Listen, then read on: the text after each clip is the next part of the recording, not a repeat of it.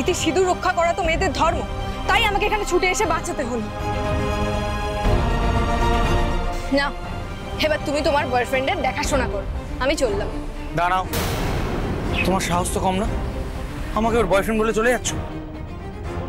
তো আর কি বলবো, কই আপনি তো প্রতিবাদ করলেন না। অবশ্য এতে আমি কিছু মনে করছি না, আপনারা তো আগে থেকেই প্রেম করতেন, আমি মাঝখানে ঢুকে পড়েছি। আমি যতই আপনার বউ হই না কেন, আমার কি আর সেই জায়গা আছে?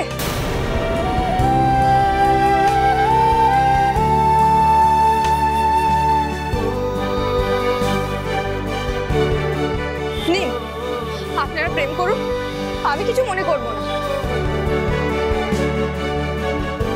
এমনিতেও আপনি একবার আমাকে গুন্ডাদের হাত থেকে বাঁচিয়েছিলেন, আজকে আমি বাঁচিয়ে দিলাম।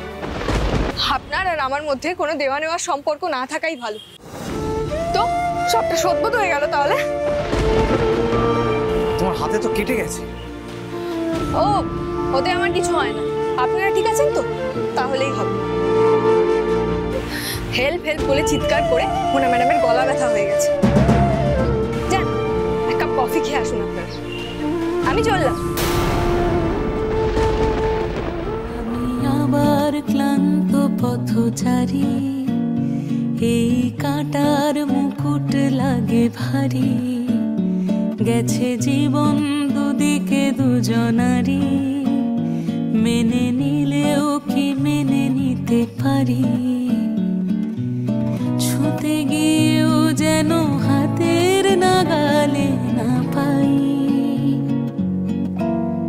এভাবে হেরে যাই যেই ঘুরে তাকাই, কেমন যেন আলাদা আলাদা সব, আলগা থেকে তাই খসে পড়েছি প্রায়, কেমন যেন আলাদা আলাদা সব। আমি তো শুনেছিলাম অভিজিতের মেয়ে বউ আগেই গ্রাম ছেড়ে পালিয়ে গেছে, তারপর অভিজিৎ ভৌমিকের আর কোনো খোঁজ পাওয়া যায়নি। অদ্ভুত, ডুবে গেল লোকটা। ডুবে যায়নি, গ্রামের ঘটনাটার পরটা আমি জানি, তুই না।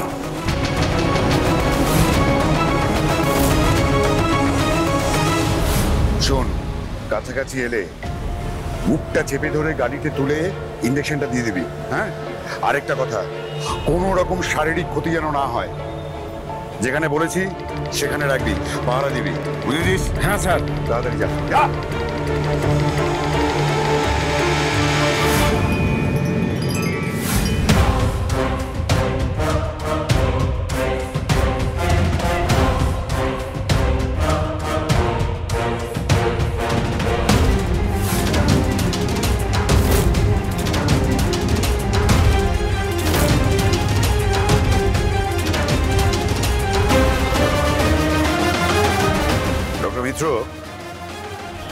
আপনার যাকে প্রয়োজন আমরা তাকে পেয়ে গিয়েছি।